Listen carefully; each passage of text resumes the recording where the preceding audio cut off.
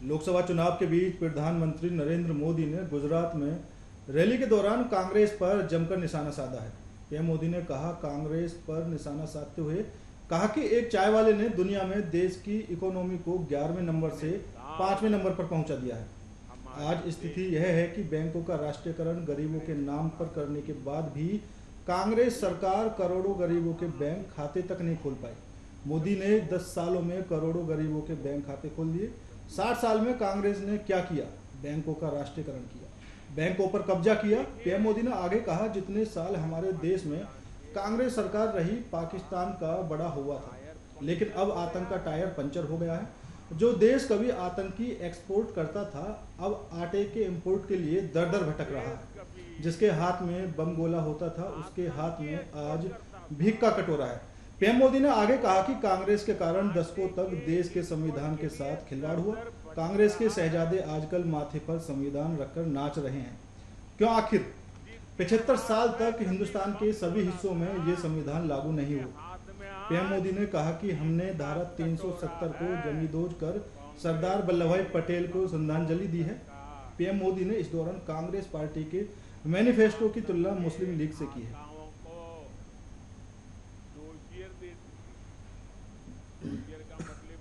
इतने साल हमारे देश में कांग्रेस सरकार रही, एक बड़ा हौवा था आए दिन, जब भी हो पाकिस्तान, जब भी हो पाकिस्तान, जब भी हो पाकिस्तान। आज देखिए ये पाकिस्तान के आतंक का टायर पंक्चर हो गया है।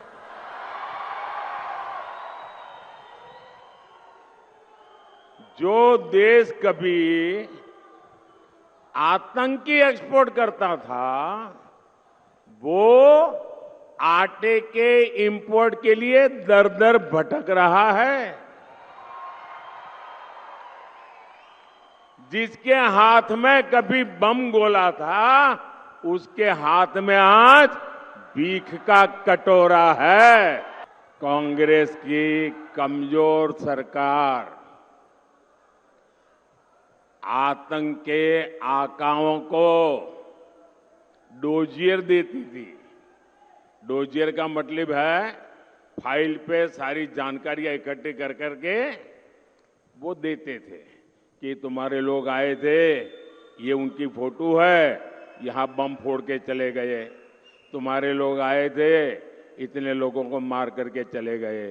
तुम्हारे वो लोग आए थे, डोजियर देते थे, डोजियर। और फिर देश को बताते थे हमने पाकिस्तान को डोजियर दे दिया है। और मोदी की मजबूत सरकार देखिए, डोजियर बोजियर में टाइम खराब नहीं करते, आतंकियों को घर में घुसकर मारते हैं। और साथियों संयोग देखिए, आज जब भारत में कांग्रेस कमजोर हो रही है, यानी सूक्ष्मदर्शक यंत्र लेकर के भी कांग्रेस को ढूंढना मुश्किल हो रहा है।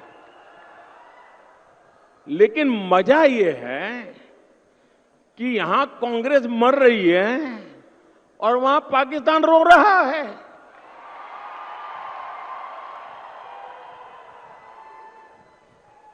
आपको पता चला होगा कांग्रेस के लिए अब पाकिस्तानी नेता दुआ कर रहे हैं। शहजादे को प्रधानमंत्री बनाने के लिए पाकिस्तान उतावला है। आपने कल देखा होगा। और हम तो जानते ही है कांग्रेस तो पाकिस्तान की मुरीदी है। पाकिस्तान और कांग्रेस की ये पार्टनरशिप अब पूरी तरह एक्सपोज हो गई है। जितने साल हमारे देश में कांग्रेस सरकार रही, एक बड़ा हौवा था आए दिन, जब भी हो पाकिस्तान जब भी हो, पाकिस्तान जब भी हो।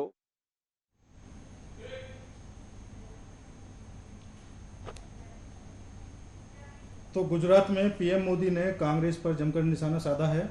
वहीं पीएम मोदी ने कांग्रेस के मैनिफेस्टो की तुलना मुस्लिम लीग से की है और पाकिस्तान को भी बीच में घसीटा है। प्रधानमंत्री मोदी ने कहा है, जब कांग्रेस थी, कांग्रेस ने देश में कुछ भी अच्छा नहीं किया।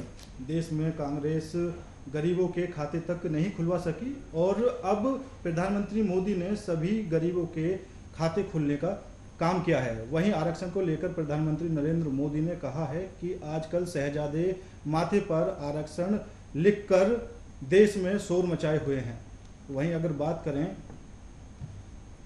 कांग्रेस के मैनिफेस्टो की, तो कांग्रेस के मैनिफेस्टो में 5 चीज ऐसी हैं जिन पर ज़्यादा फोकस किया गया है। महिलाओं को लेकर, युवाओं को लेकर, किसानों को लेकर और युवाओं के रोजगार को लेकर। अब युवाओं के रोजगार को लेकर कांग्रेस ने कहा है, जो भी ग्रेजुएट छात्र हैं उनको रोजगार की गारंटी दी जाएगी। वहीं जो ट्रेनिंग पर रहेंगे उनको 1 लाख रुपए दिया जाएगा। अगर महिलाओं की बात करें, महिलाओं के लिए कांग्रेस ने मैनिफेस्टो जारी किया है, उसमें हर गरीब महिला को सालाना 1 लाख रुपए देने का वादा किया है। तो प्रधानमंत्री नरेंद्र मोदी ने भी कांग्रेस के मैनिफेस्टो को लेकर काफ़ी जिक्र किया है और राहुल गांधी पर बातों बातों में निशाना साधा है। कहा है कि पाकिस्तान उतावला है राहुल गांधी को प्रधानमंत्री बनाने के लिए। पहले पाकिस्तान के लोग जब भारत में बम विस्फोट करके चले जाते थे, कांग्रेस पार्टी उनको डोजियर देती थी। उन्होंने डोजियर का सीधा सीधा मतलब समझाया कि पाकिस्तान के उन लोगों की फाइल निकालकर वो पाकिस्तान को दिखाते थे कि आपके लोग यहाँ पर आए और बम विस्फोट कर कर चले गए। लेकिन मोदी ने कहा कि अब का भारत ऐसा नहीं है, हम डोजियर नहीं देते, हम सीधा उन लोगों को सबक सिखा देते हैं। तो कांग्रेस पर आज प्रधानमंत्री नरेंद्र मोदी गुजरात में काफ़ी बरसे हैं और बातों बातों में राहुल गांधी और पूरे विपक्ष पर निशाना साधा है। कांग्रेस पार्टी के मैनिफेस्टो को उन्होंने मुस्लिम लीग से जोड़कर बताया है। हालांकि अभी 2 दिन पहले आरक्षण को लेकर भी अमित शाह की एक वीडियो वायरल हो रही थी, उस पर भी कांग्रेस हमलावर थी। उसमें एक वीडियो को एडिट करके दिखाया गया था कि किस तरह अमित शाह उस वीडियो में कह रहे हैं कि SC, ST और OBC का आरक्षण खत्म कर देंगे। हालांकि ये वीडियो और इसी मुद्दे पर चर्चा करने के लिए हमारे साथ 2 मेहमान जुड़ने वाले हैं। उनसे हम पूरी चर्चा करेंगे कि आखिर पीएम मोदी ने कांग्रेस के मैनिफेस्टो को लेकर जो बातें कही हैं उनमें कितना तर्क है। कांग्रेस से हमारे साथ राकेश सिंह यादव जी जुड़ चुके हैं। सर, आपका बहुत बहुत स्वागत है। और भारतीय जनता पार्टी से आलोक जी जुड़ चुके हैं। सर, आपका भी बहुत बहुत स्वागत है। राकेश जी, सबसे पहले मैं आपके पास आना चाहूँगा। गुजरात में जिस तरह से पीएम मोदी ने कांग्रेस पर निशाना साधा है और बातों ही बातों में कहा है कि जो पार्टी ने पहले आरक्षण और संविधान के साथ खिलवाड़ किया, वो लोग आज माथे पर आरक्षण लेकर घूम रहे हैं। देखिए, भारतीय जनता पार्टी का बहुत पुराना एजेंडा है।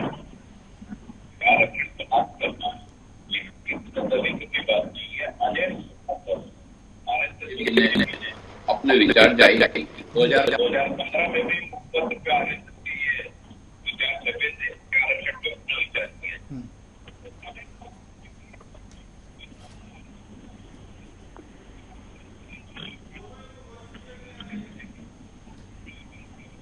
राकेश जी, सारी बातें जब जारी रही, जी उसके बाद कांग्रेस पे आरोप लगाना और लगातार झूठ बोलना, ये तो प्रधानमंत्री की पिछले 2 चरण से आदत सी बन गई है। बार बार वो पुराने मुद्दे लेके आते हैं। 9 साल में उन्होंने क्या दिया? क्या आरक्षण को लेके क्या दिया या देश को क्या दिया? कितने रोजगार दिए? कितना किसानों को MSP दी? नहीं दे पाए, आगे देंगे नहीं देंगे? कितने रोजगार आने वाले टर्म में वो बोलते हैं कि 2047 का प्लान करते थे। हम तो 5 साल का पूछ रहे हैं कि पिछले 5 साल में क्या किया था, अगले 5 साल में क्या करेंगे। वो कुछ भी बताने को राजी नहीं। बार बार वो कभी हिंदू मुस्लिम पे आ जाते हैं, कभी मंगलसूत्र पे आ जाते हैं। हम उनसे पूछते हैं कि आपने 250 करोड़ तो जो मीट सप्लाई करती है कंपनियां, उनसे चंदा लिया है। फिर आप क्यों हिंदू मुस्लिम करते हैं, क्यों आप घुसपैठिया बोलते हैं? उनसे तो आप चंदा लेती है आपकी पार्टी, जो सबसे ज्यादा सप्लाई करते हैं उन्होंने सबसे ज्यादा चंदा आपको दिया। तो दो मुंह की राजनीति क्यों हो रही है, ये देश समझना चाहता है। ठीक, आलोक जी, जिस तरह आज पीएम मोदी ने कांग्रेस पर निशाना साधा है, उन्होंने साफ साफ कहा है कि राहुल गांधी को प्रधानमंत्री बनवाने के लिए पाकिस्तान उतावला है। पाकिस्तान के लोग जी, इसमें कोई शक नहीं है कि पाकिस्तानी नहीं, विश्व की बहुत सी शक्तियां इस मुहिम में अपना योगदान बहुत प्रबल ढंग से दे रही है कि नरेंद्र मोदी जी को किसी भी तरह से प्रधानमंत्री नहीं बनने दिया जाए। क्योंकि प्रधानमंत्री मोदी के रहते हुए किसी भी गलत काम करने वालों की दाल नहीं गलेगी हिंदुस्तान में। लूटखोरी करने वाले, बलात्कारी, लैंड ग्रैबर, देशद्रोही, चरस गांजा, लिकर माफिया, ये सब ने धरती पकड़ लिया है। नरेंद्र मोदी की राज में या तो ये अपने जिले में घुस गए हैं या इन्होंने देश छोड़ दिया है। तो ऐसे स्थिति में अब के रहते हुए इन लोगों को लगता है कि हमारी दाल तो गलेगी नहीं, तो ये चाहते हैं कि किसी भी तरीके से मोदी जी को आने से रोक दिया जाए। लेकिन कहावत है कि गांव में किसी के चाहने से, किसी चमड़े के व्यापारी के चाहने से पंडित की गाय थोड़ी मर जाएगी। तो अपने समय से या प्रभु की रीत से ही जाएगी अपने लोक में। तो इनके चाहने से क्या होता है, ये शक्तियां लगातार अनर्गल प्रचार कर रही है नरेंद्र मोदी जी के बारे में, लगातार उनको एंटी मुस्लिम दिखाने की कोशिश की जा रही है। यहाँ का मुसलमान जिसको नरेंद्र मोदी जी ने जिसकी सेवा की है, जिसको मकान दिया है, जिसको शौचालय दिया है, जिसको आयुष्मान कार्ड दिया है, जिसको अच्छी सड़कें दी हैं, जिसको अच्छे एयरपोर्ट दिए हैं, जिसको अच्छे रेलवे का वातावरण दिया है, जिसको मुद्रा लोन के तहत लोन दिया है, वो कैसे नरेंद्र मोदी जी के खिलाफ जा सकता है? किसी के बहकावे में अनपढ़ गंवार आदमी आ जाएगा, लेकिन पढ़ा लिखा मुसलमान अब मोदी जी के साथ है और देश को आगे बढ़ाने की कवायद में वो भी अपना योगदान भरपूर ढंग से देने की कोशिश कर रहा है। जी राकेश जी, मोदी जी ने आज कहा है कि 60 साल के अंदर कांग्रेस गरीबों के खाते तक नहीं खुलवा पाई।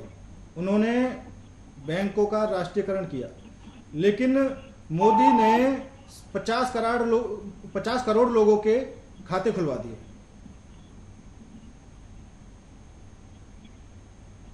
मैं भी सुन रहा था, योजना कहता है अभी बता रहे थे कि रेप और बलात्कार करने वालों को जगह नहीं है। ये तो बीजेपी के बिल में रहते हैं, ब्रजभूषण शरण, जिनसे मोदी जी भी डरते हैं, कुछ नहीं करता है इनका। देश के सामने उदाहरण है, इससे बड़ा उदाहरण क्या मिलेगा कि खिलाड़ी सब शर्मिंदा हुए और मुंह पे बैठे, मोदी जी के मुंह से एक आवाज भी नहीं निकली। अब जो नेता इतना डरता हो अपने एक सांसद से, वो भी बलात्कारी से, वो बलात्कार नहीं हो रहे देश में, बात करना तो छोड़ ही नहीं देता। तो उस बात पे हम जा ही नहीं रहे। अभी बता रहे थे कि देश के मुसलमान को ये दिया, वो दिया, फला दिया, रोड दी, एयरपोर्ट दी, हवाई जहाज दी, हेलीकॉप्टर दिए। गाली भी तो आप ही दे रहे हो, गाली क्यों दे रहे हो? घुसपैठिया कौन है? कौन किसको घुसपैठिया बोल रहे हो? कौन ज्यादा बच्चे पैदा करता है, किसको बोल रहे हो? यानी अन्न का दाना दे रहे हो तो आपको गालियां भी दे रहे हो। तो इस देश का मुसलमान भी इतना कमजोर नहीं है कि वो अन्न के दाने के लिए गालियां भी खाएगा। क्योंकि तौर पर एक करारा जवाब तो वो देश के प्रधानमंत्री को देगा ही, लेकिन जिस तरीके से प्रधानमंत्री बौखला रहे हैं, उससे लगता है कि तीसरे और चौथे चरण में जो मतदान का प्रतिशत रहने वाला है, उसके बाद उनकी हार तय होने जा रही है। क्योंकि बीजेपी का हार्डकोर वोटर भी अब ये नहीं चाहता कि देश के प्रधानमंत्री दोबारा मोदी बने। वो बीजेपी के खिलाफ नहीं है, लेकिन नरेंद्र मोदी के खिलाफ। जी, अभी अगर हम मैनिफेस्टो की बात करें, प्रधानमंत्री नरेंद्र मोदी बोल रहे हैं कि जो कांग्रेस का मैनिफेस्टो है वो मुस्लिम लीग के जैसा है, उसकी तुलना मुस्लिम लीग से कर रहे हैं, लेकिन कुछ वादे ऐसे हैं जो आपके और बीजेपी के बिल्कुल सेम हैं। जैसे आपने नारी न्याय, इसमें महालक्ष्मी गारंटी के तहत गरीब परिवार की महिलाओं को 1-1 लाख रुपए सालाना प्रति वर्ष देने का वादा किया है। वहीं अगर बीजेपी की बात करें तो नारी तू नारायणी के तहत 3 करोड़ लखपति दीदी बनाएंगे। देखिए, जो प्रधानमंत्री जी बार बार बात करते हैं वो अपने मैनिफेस्टो की तो बात कर नहीं पाते, कांग्रेस के मैनिफेस्टो की बात करते हैं। किसी भी प्रधानमंत्री को, किसी भी पार्टी के नेता को अपना मैनिफेस्टो चुनाव में बताना चाहिए। राहुल जी तो कभी बीजेपी का मैनिफेस्टो नहीं बताते, ना बीजेपी के मैनिफेस्टो की बात करते हैं। इसका मतलब ये है कि कांग्रेस का मैनिफेस्टो बहुत असरदायक है, उससे प्रधानमंत्री परेशान है और उसको बार बार काउंटर कर रहे हैं, क्योंकि उन्हें कहीं ना कहीं लग रहा है कि इस मैनिफेस्टो से जो वोट परिवर्तन होगा उससे उनकी सत्ता चली जाएगी। वरना कोई वजह ही नहीं थी कि मैनिफेस्टो को लेकर इस तरह की बातें करना, टारगेट करना। कांग्रेस तो कभी बीजेपी के मैनिफेस्टो को टारगेट नहीं कर रही है, क्योंकि सब कुछ झूठ है। जनता भी जानती है, हम भी जानते हैं कि टारगेट करने की आवश्यकता नहीं। जो बोला वो आज तक हुआ नहीं, आगे भी नहीं होना है। कांग्रेस ने 70 सालों में जो बोला उसमें से आधे से ज्यादा काम हुआ है। यहाँ तो पूरे सपाट हो गया है। 9 साल में जो बोलते हैं वो कभी भी नहीं होता है। नोटबंदी का उन्होंने बोला था, दुनिया बदल जाएगी, पूरा देश बर्बाद हो गया, कि कहाँ पहुंच गई। जो रुपए का स्थिति है वो सबको पता है। ये सब सामने है। नौकरियां देने वाले थे वो तो सभी लापता हो गई। आगे क्या होगा कोई उनके पास फ्यूचर प्लान नहीं है। 2043 की बात करते हैं, 2028-29 का पता नहीं है, कल का पता नहीं है कि कल क्या प्लान है और कल क्या होगा। तो भाषण, वादे, झूठ, ये जनता ने बहुत झेल लिया, सबने झेल लिया। जो नागरिक होता है, वोटर होता है, वो किसी एक पार्टी का नहीं होता। वो किसी की बात, किसी के वादों पर, किसी पे विश्वास करके वोट देता है। वो प्रधानमंत्री पे विश्वास करके देश की जनता ने 2 बार वोट दिया, दोनों बार उनको चला गया, सिर्फ वादों से, धोखे से। 370 आपने हटाई, वो एक व्यवस्था प्रक्रिया का अंश था, उससे आम आदमी का कोई लेना देना नहीं। राम मंदिर बन गया, लोग खुश है, भक्त जा रहे हैं, सभी खुश है, देश भी खुश है, वो लेकिन उससे रोजगार कहाँ मिला, नौकरी कहाँ मिली, उससे एमएसपी कहाँ मिली, उससे गरीबी कहाँ मिली, कुछ भी नहीं हुआ। 80 करोड़ गरीब बना दिए जिनको 2 टाइम का अनाज मिलता है, उसी पे जीवन जी रहे हैं। और 5 साल और उन्होंने घोषणा कर दी कि 5 साल तक वो भी गरीब ऐसे ही रहेंगे। तो पहले तो वो बनाएंगे 80 करोड़ गरीब कभी गरीबी रेखा से ऊपर उठ पाएंगे, नहीं उठ पाएंगे। 80 करोड़ गरीब तो इस देश में कभी भी नहीं थे, मोदी जी के आने के बाद आए। और आज भी वो लोग सिर्फ 2 वक्त के अनाज पे जीवित हैं, अनाज के लिए जिंदा रह रहे हैं। ये कितनी शर्मनाक बात हो सकती है किसी विकासशील देश के लिए। हालांकि अब तो विकासशील देश भी नहीं है भारत। तो ये सब बातों के जवाब प्रधानमंत्री को देना चाहिए। नहीं राकेश जी, अभी आपके जो 5 मुख्य बिंदु थे उनमें हिस्सेदारी न्याय, किसान न्याय, नारी न्याय, श्रमिक न्याय और युवा न्याय। अब किसानों की बात भी आपने अपने मैनिफेस्टो में कही है कि जो एमएसपी है उसको कानूनी दर्जा देंगे और जीएसटी मुक्त खेती बनाएंगे जी। अब इसमें बीजेपी ने भी अपने मैनिफेस्टो में कहा है कि 20 से 22,000 तक किसानों की आय बढ़ाने की कोशिश करेंगे, लेकिन किसान का जो तबका है वो तो पहले से ही बीजेपी से रूठा हुआ है। कानून, जो काले कानून थे उनको लेकर भी किसानों ने प्रदर्शन किया, फिर प्रधानमंत्री मोदी जी को वो वापस लेना पड़ा। तो अब किसानों को कैसे लुभाने की कोशिश की जाएगी बीजेपी की तरफ से? देखिए, बीजेपी धोखा देती है किसानों को। उनको 6,000 रुपए डाल दिए और उसके बाद उनकी तरफ पलट के भी नहीं देते। उनकी बेसिक जो समस्याएं हैं, जो उनका हल है, जैसे कर्ज में वो सालों से चल रहे हैं, तो कर्ज माफी वो कभी नहीं करेंगे। लोन दे देंगे लेकिन कर्ज माफी नहीं करेंगे, वो लोन उस कर्ज में जमा हो जाता है। फसल बीमा है तो मौके पर फसल बीमा दे देंगे, लेकिन वो मौके पर फसल बीमा मिलता नहीं। तमाम सर्वे होते हैं, आखिर में किसान खाली हाथ रहता है। ऐसी बहुत सारी चीजें हैं जो बोलने में बहुत अच्छी लगती है, मैनिफेस्टो में बहुत अच्छी लगती है, लेकिन कांग्रेस जो काम करती है वो मैनिफेस्टो में दिखाने के लिए नहीं करती। वो जमीन पे भी उतरता है, जमीन पे सीधे लाभ मिलता है। तो किसान को राहत मिलती है। वरना इतने किसानों ने आत्महत्या जितनी बीजेपी के समय करी मध्य प्रदेश में, तो आंकड़ा सबसे ज्यादा था। आप सबने पहले पिछले 20 साल की सरकार में देखा है। और देश के कई भागों में लगातार किसान आत्महत्या करते हैं। तो अगर बहुत अच्छा काम हो रहा होता और किसानों की बहुत तरक्की हो रही होती है, तो आज से किसान एक तरफा वोट बीजेपी को देते, बहुत अच्छी वोटिंग होती। वोटिंग कम होने की वजह यही है कि लोग निराश हो चुके हैं प्रधानमंत्री के झूठे वादों से, और अब वो उनसे यकीन नहीं करना चाहिए। आलोक जी, कांग्रेस ने तो अपने मैनिफेस्टो में साफ कर दिया कि एमएसपी को कानूनी दर्जा दिया जाएगा, कर्ज माफी की जाएगी और जीएसटी मुक्त खेती की जाएगी। अभी आपकी तरफ से सिर्फ यही कहा जा रहा है कि भाई किसानों को बीज से लेकर खेत तक लाभ पहुंचाया जाएगा, तो एमएसपी के लिए कुछ आपने सोचा है?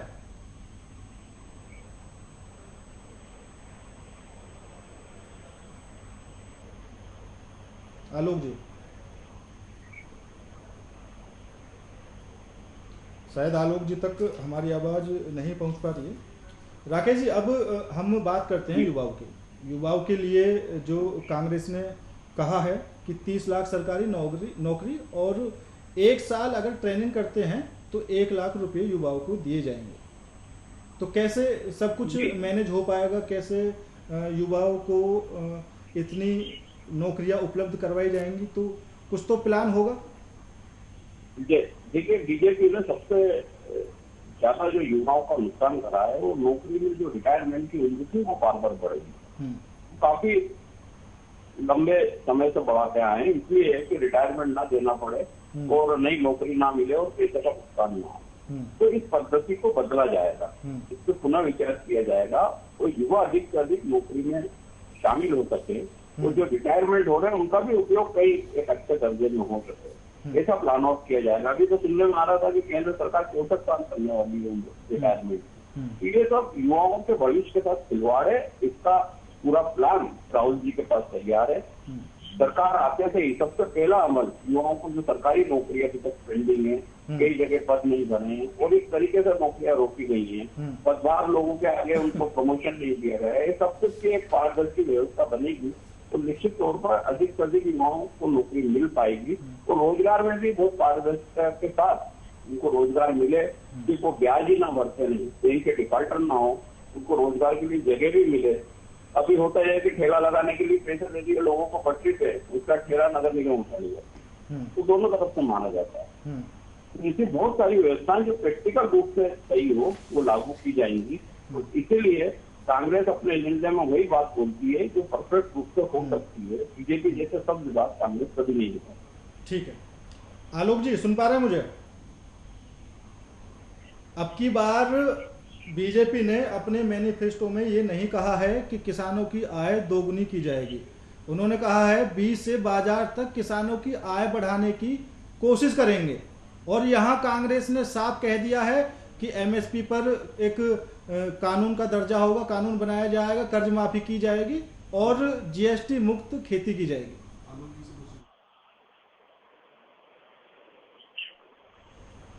करने में बहुत अंतर जी। इस समय 2006 में स्वामीनाथन जी की रिपोर्ट आई थी तो नहीं लागू कर दिया था एमएसपी इन्होंने। मनमोहन सिंह ऑन रिकॉर्ड है कि 2008 में उन्होंने कहा था कि P250 फॉर्मूला स्वामीनाथन जी का हमारे पास इसको लागू करने के लिए हमारे पास उस तरीके के फंड नहीं है। और आज 14 तक ये सरकार में थे और आज जब ये सरकार में नहीं है तो ये बरगला रहे हैं लोगों को कि हम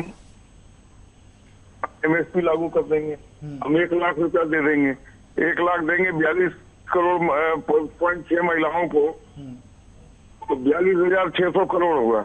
45,000 करोड़ का इंडिया का बजट है। ये क्या देश को दिखाना चाहते हैं, क्या बताना चाहते हैं,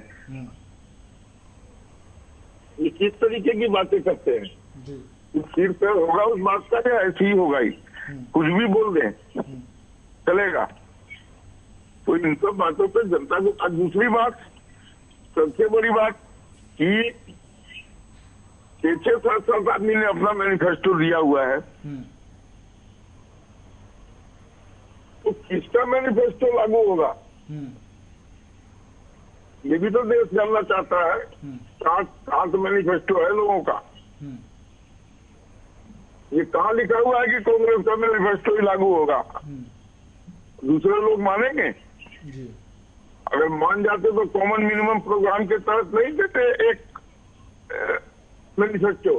सबने अपनी अलग अलग मैनिफेस्टो जारी की है। तो देश बहुत मैच्योर्ड है, परिपक्व है। देश ने ठान रखा है कि नरेंद्र मोदी के नेतृत्व में तीसरी बार देश को आगे बढ़ाने की जो कवायद उनकी है उसमें अपना योगदान देना है। तो ये सब अपना जो कर रहे हैं। दूसरी चीज, ये लड़ रहे हैं सर्वाइवल के लिए, हम लड़ रहे हैं सरकार बनाने के लिए। ये लड़ रहे हैं कि 40 से हम बढ़ के 44 से बढ़ के हम कुछ और हो जाए जी। और हम डिबेट पे डिबेट। आपका नाम? आलोक वत्स, राष्ट्रीय प्रवक्ता भाजपा। राकेश जी, एक आखिरी सवाल मेरा आपसे रहेगा। बीजेपी के मैनिफेस्टो में कहा गया है कि भारत को विश्व की तीसरी सबसे बड़ी आर्थिक शक्ति बनाया जाएगा। हालांकि आपके जो नेता हैं पी चिदम्बरम, उन्होंने भी कहा है कि सरकार बीजेपी की आए या कांग्रेस की आए, भारत विश्व की तीसरी सबसे बड़ी आर्थिक शक्ति जरूर बनेगा। देखिए, जब तक भाजपा पार्टी का सवाल है, वो जिस तरीके की बातें वो दावे करते हैं उसका ठोस आधार उनके पास कभी भी नहीं रहता। पिछले 9 सालों में हम कौन सी बड़ी शक्ति बने ये सब पूरा विश्व जानता है, पूरा देश जानता है।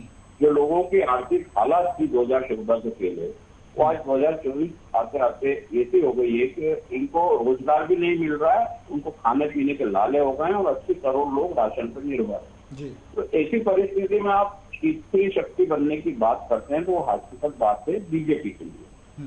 कांग्रेस जब आएगी, ये सारी नीतियां, सारा इंफ्रास्ट्रक्चर और जो भी व्यवस्था बनाई है उनको बदलना पड़ेगा, क्योंकि ये देश को तरक्की के रास्ते पे नहीं ले जा रही, गर्त के रास्ते पे ले जा रही है। और निश्चित तौर पर अगर रास्ता नहीं बदला तो स्थिति बेहद खराब होती जाएंगी। आज भी कल हम श्रीलंका जैसी स्थिति में पहुंच जाएंगे। इसलिए इस देश में बदलाव की आवश्यकता है और इसलिए देश के लोग नरेंद्र मोदी को इस बार स्वीकार नहीं करते। चलिए ठीक है सर, मैं आप दोनों ही मेहमानों को यहाँ पर रोकना चाहूँगा और आप दोनों मेहमान हमारे साथ इस खास चर्चा में जुड़े, आप दोनों ही मेहमानों का बहुत बहुत धन्यवाद। तो आज गुजरात में प्रधानमंत्री नरेंद्र मोदी ने कांग्रेस पर जमकर हमला बोला है और कहा है कि पहले जब पाकिस्तान से लोग भारत में आकर विस्फोट करके चले जाते थे तो कांग्रेस उनको डोजियर देती थी। कांग्रेस पाकिस्तान को बताती थी कि आपके इतने लोग यहाँ पर आए और विस्फोट करके चले गए। लेकिन मोदी ने कहा कि अब का भारत ऐसा नहीं है, हम किसी को डोजियर नहीं देते, हम उनको समझाना जानते हैं। फिलहाल आज के इस विशेष प्रोग्राम में मेरे साथ इतना ही। बाकी देश और दुनिया की तमाम खबरों के लिए देखते रहिए आर्य न्यूज़। नमस्कार।